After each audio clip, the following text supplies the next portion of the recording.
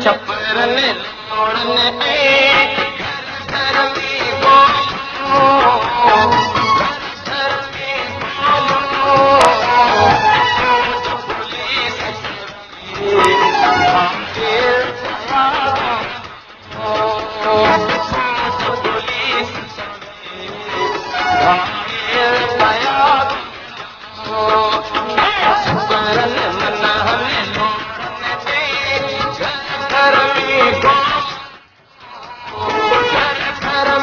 बोलो,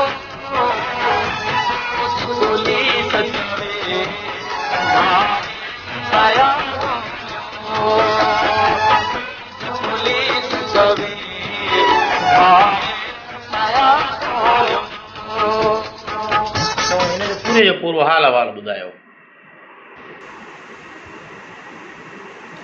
इहो कलाम मूं 1983 वारी तारीख़ जे पस मंज़र में लिखियो हो।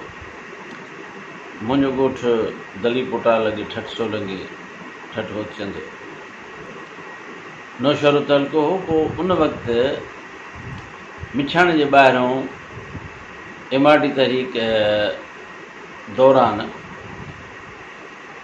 हिकिड़ो हसन चांडियो हो जेको अॻिते हली पोइ कादर मक्सीअ सां जेको आहे सो 88 वारा जेके हैदराबाद 30 सेप्टेम्बर वारो वाक़ हुन में नॉमिनेट हो। उन हसन चांडियो जो ॻोठु हो, मिछाणे शहर जे ॿाहिरों आहे। पोइ उन खे पुलिस वारनि ऐं रेंजर्स ऐं सिक्योरिटी फोर्सिस जेके हुयूं उन वक़्तु उहो ॻोठु ड्रातो, उनखे बाहियूं ॾिनियूं। उनजे पस मंज़र में मूं लिखियो हो ऐं दरअसल इहो पहिरों मूं टेड़ूं लिखियो हो, घर घर में ॻोल्हियूं फ़ौज पुलिस चवे डाकू पिया ॻोल्हियूं। पर पोइ जेॾी महिल मां ॾिठो त सॼी सिंध में जेको आहे सो इहे फ़ौज जे ऑपरेशन में घर पे ड्राथा विया, लोढ़नि खे बाहियूं पिए आयूं, त पोइ मूं इहो लिखियो त मनहनि छपरनि लोढ़नि ऐं घर घर में ॻोल्हियूं फ़ौज पुलिस चवे धाड़े न पिया ॻोल्हियूं।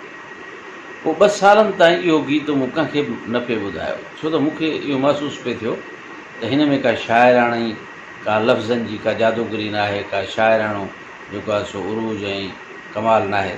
तंहिं करे मूं चयो त हीअ सिंपल आहे, त जीअं ॿारहाड़ीअ जी की नैरेशन थींदी आहे, ॿारहाड़ीअ जो हिकिड़ा गुफ़्ता थींदा आहिनि, दादा घर में ॻोल्हियूं पियो लॻनि ऐं माण्हू पिया चवनि त धाड़े पिया कयूं। पोइ कामरेड जाम साकी जेॾी महिल 86 जे एंड में आज़ादु थियो त कामरेड जाम साकी खे पहिरियों भेरो आजाणो जेको ॾिनो वियो हो उहो नवाब शाह में शिराज़ होटल जे ॿाहिरि ॾिनो वियो। पोइ उन में कामरेड जाम साकी जॾहिं आयो ऐं उन प्रोग्राम जी सदारत काज़ी मोहम्मद बख्श धामराह पई कई, पोइ उते मूं इहो पहिरियों दफ़ो कलाम ॻायो।